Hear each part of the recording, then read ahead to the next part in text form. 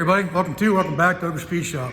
On this video, we're going to go over how the fender roller that I got for my anniversary works. So stand by and enjoy the video. Out of here because it's pouring down rain right now.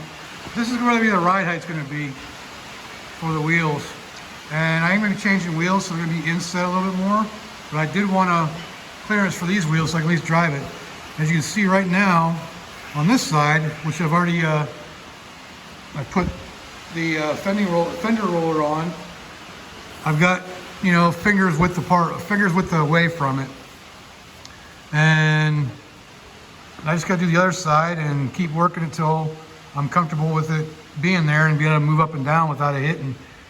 But until I get wider tires, my bigger tires, because these are 24-inch tall tires, and I'm going with 26-inch tall tires, so I'm doing like a 335 or 315 35. Which is about 26 inches tall. And that's what I'm preparing for as far as ride height goes.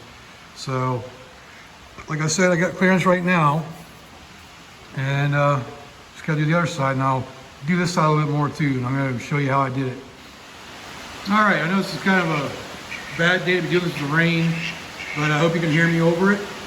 I'm gonna check here in a minute to see how the audio comes out. But man, it's a perfect day to be indoors working on it, so I figure I'll be out here doing it.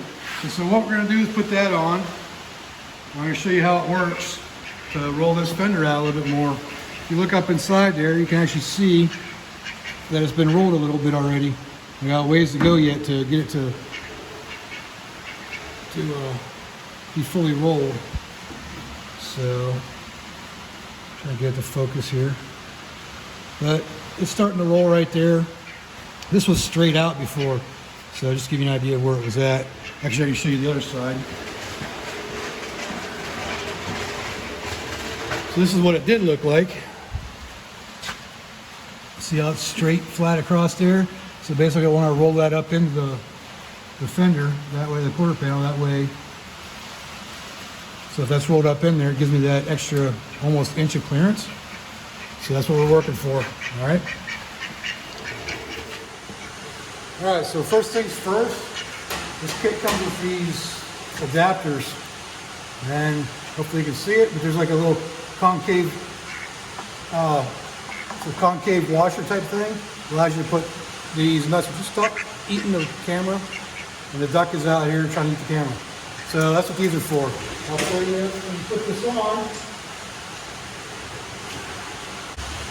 So it goes on just like that, and each one of these adapters goes on, and you put your lug nuts on. So get these one on. Yeah, you can't do that with the top one, but get in there with that. I got a wrench here to tighten it up. Sure hope I'm recording this and you're actually going to hear me talk and not be overwhelmed by the rain. Well, I had a wrench there. Use the wrench to tighten this last one. All right, so they're all tight now. Just a real quick recap on what I was doing here is I'm going to go over the parts that I use. I'm going to get this off of here and then I'll show you. Just real quick, I just want to go over these a little bit because I don't think it showed up in the other video, plus some noise. But see how these have a concave, they have a concave design. That's so you can fit these acorn nuts down inside there. So that way it lays up flat and even on there. So that's what holds this onto the hub or your axle, whatever you happen to be putting it on. So yeah, so that goes on there. And the adjustments on this are pretty simple too. I'll get into that here. So the first adjustment is your actual like in and out adjustment. And you turn it counterclockwise and it moves it out towards your quarter panel, towards your fender. See how it moves it? So counterclockwise moves it out, clockwise moves it in. You also have a height adjustment right here. See how it moves it? That dial allows you to move this up and down for different size wheel wells. And then this one here changes the angle of the actual wheel. So this one here allows you to adjust your angle for the wheel. And right now I got it to where it's flat enough that I can keep it straight up and down there, and I just adjust the height. So I can adjust this part here to come into contact with it where I need it to. Tighten that one down, and that locks in the height.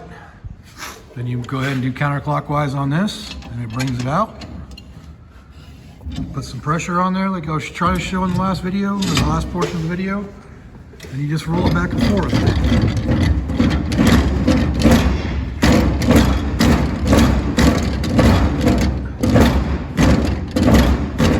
And you just continue to move this out, put more pressure on it.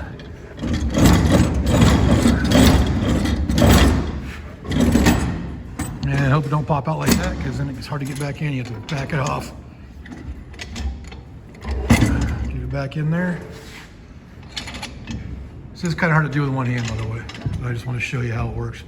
So you put pressure on it, and you move it back and forth.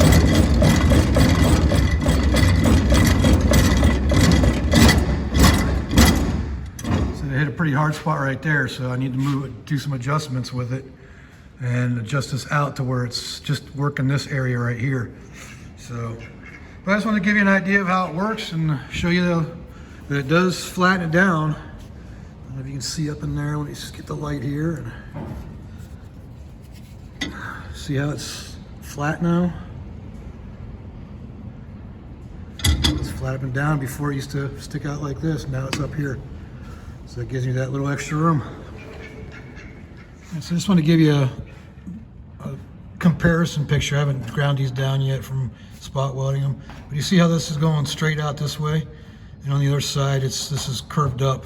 So gave myself about maybe 5/8 to 3/4 of an inch extra clearance that way on the other side. So I still have to do this side. Like I still do a lot of grinding for the new quarter panels and everything. So, but I just want to try out my new tool that my wife got me for our anniversary, which is kind of cool.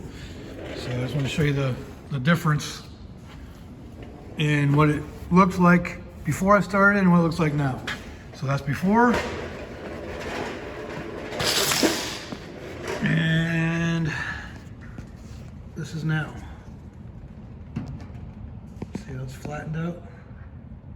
And get a good view here. So I'm still gonna work it some more and get it to be a little more flat, more even. But it's just a time-consuming process. I just want to show you a basic understanding of how the tool works. All right, let's conclude this video on using the Fender roller that I got for my anniversary for my wife. And hope it helped you out on what it can do and how to do it. I know it's not a whole lot to it, but it is an awful lot of work doing it. So it is time consuming, but you gotta do what you gotta do in order to get the big wheels in the back of there. So if you like this video, go ahead and leave a like down there. If you want to, go ahead and subscribe as well. I really appreciate that. And leave me a comment. Let me know if you learned something from it, if it's something that you want to see more of. Just let me know down in the comments. And I appreciate y'all watching. So until next time, I'll see y'all later.